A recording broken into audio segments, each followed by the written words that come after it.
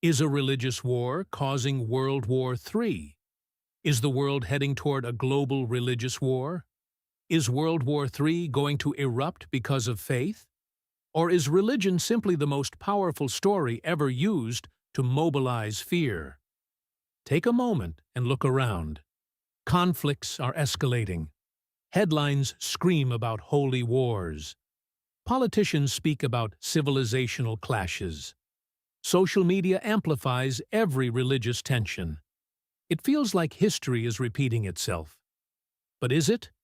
Tonight, we are going to dig deep, beyond the headlines, beyond the emotional reactions, beyond the simplified narratives, because the truth might be more uncomfortable than the fear. Part 1. The narrative we've been given. When violence breaks out in regions with religious diversity, the explanation often comes quickly. It's a religious conflict. But labeling something as a religious war is powerful. It simplifies complexity. It creates clear sides. Believers versus unbelievers. Us versus them. Yet real geopolitics is rarely that simple. Throughout history, religion has often been the banner under which armies marched, but not always the reason they marched. Let's consider the medieval period. The Crusades are widely remembered as wars between Christianity and Islam. But historians increasingly argue that political ambition, control of trade routes, land acquisition, and power struggles within Europe were deeply intertwined with the religious rhetoric. Religion mobilized populations. Power motivated leaders. That distinction matters. Because if we misunderstand the root cause of wars, we misunderstand the present. Part 2. Are modern conflicts really religious? When we examine today's global tensions, religion is often visible. But is it central? Consider major geopolitical flashpoints involving powers like the United States, China, and Russia. Are these conflicts religious in nature? Not primarily. They revolve around economic dominance, military influence, control of trade routes, technological supremacy, energy security, strategic geography. Religion rarely appears in diplomatic negotiations or military doctrines at the highest level. Instead, you see discussions about GDP, naval fleets, rare earth minerals, cyber warfare, artificial intelligence, and nuclear deterrence. So why does religion appear so frequently in media narratives? Because religion shapes identity, and identity shapes emotion. Part 3. Identity. The real battlefield. Religion is one of the deepest forms of identity a human can have. It defines morality, community, history, belonging, meaning. When identity feels threatened, people react intensely. Modern conflict strategy often involves identity polarization. When populations are divided along religious lines, mobilization becomes easier. Fear becomes sharper. Loyalty becomes stronger. But identity polarization is not limited to religion. Nationalism, ethnicity, ideology, even political party affiliation. These identities can be weaponized.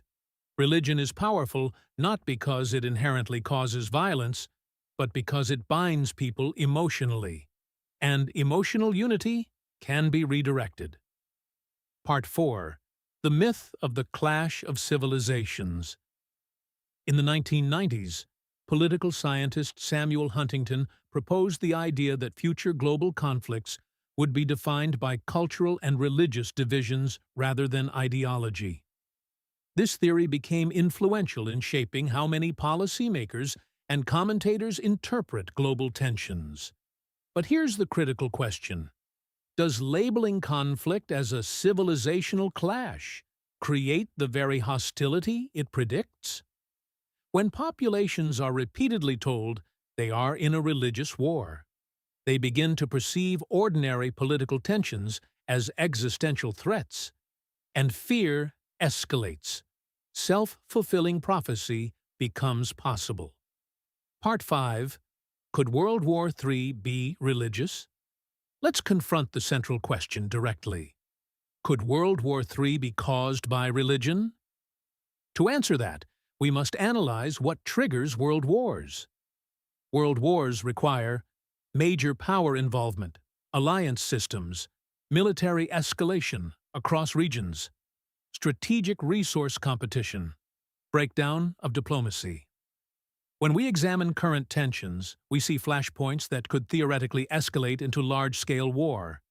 Taiwan, Strait tensions, NATO-Russia confrontations, Middle Eastern instability, South China Sea disputes.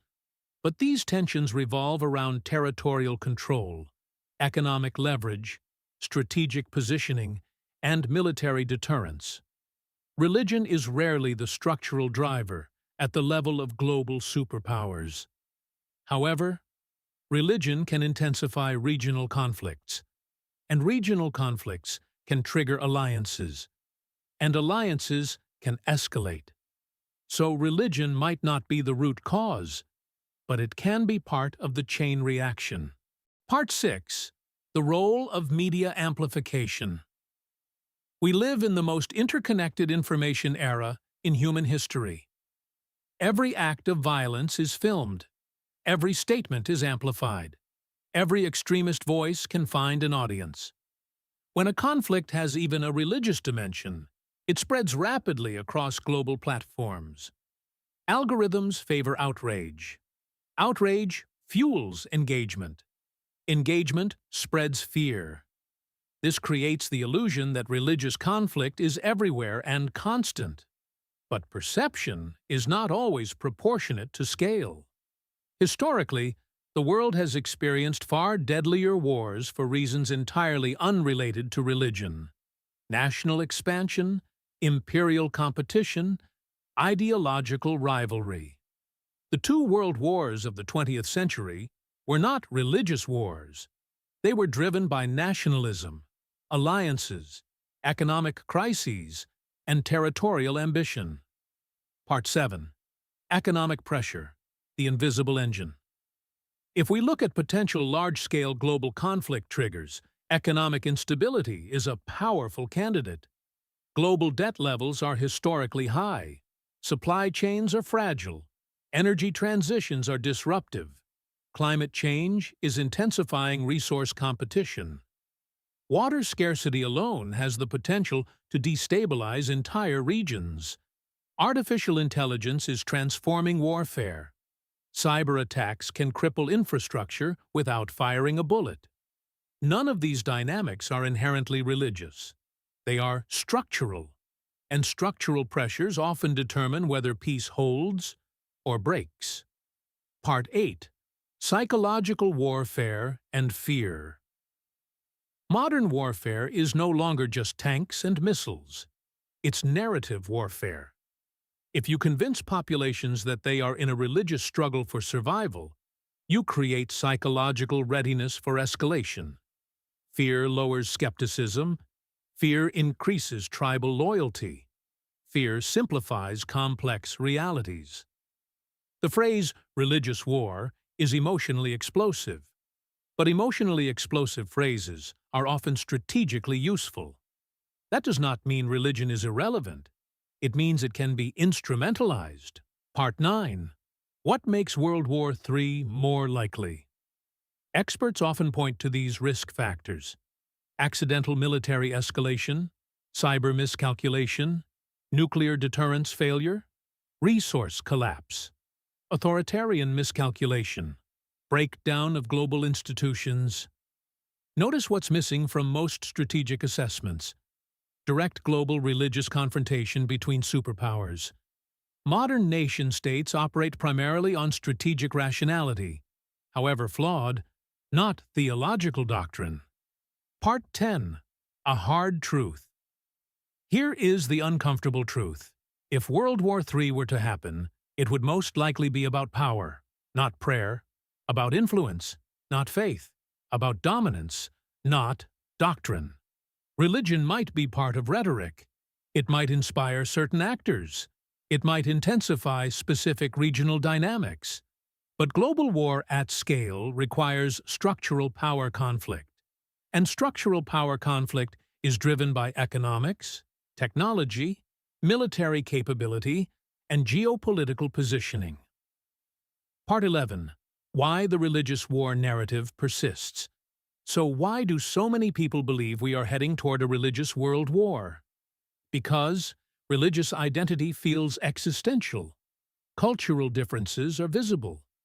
Media amplifies extreme examples. Political rhetoric sometimes frames conflicts in civilizational language. Social media collapses distance and context. When you see daily clips of violence tied to faith, it feels like a pattern. But patterns can be constructed by selective exposure. Fear is contagious. Nuance is quiet. Part 12. The final question. Is religion dangerous? No more than any powerful identity system, religion has inspired peace movements, civil rights campaigns, humanitarian work, abolitionist movements, reconciliation efforts, but it has also been used to justify violence, just like nationalism, just like ideology, just like political extremism. The danger is not belief itself. The danger is manipulation of belief. Conclusion. Should we fear a religious world war? The honest answer is this. A global war caused purely by religion is unlikely. A global war caused by power struggles, strategic miscalculations, economic collapse, or technological escalation is more plausible. Religion may appear in the narrative. It may intensify tensions, but it is rarely the engine at the core of superpower conflict. So perhaps the more important question is not, is religion causing World War III? But rather, who benefits from us believing that it is? Because when people believe they are in a holy war, compromise becomes betrayal. And when compromise disappears, escalation becomes easier. The world is complex. Fear simplifies it. Understanding complicates it. And in times like these, complexity may be our greatest protection. If you found this perspective thought-provoking, continue questioning the narratives you're given. History is rarely what it first appears to be, and the future is rarely decided by the loudest headline.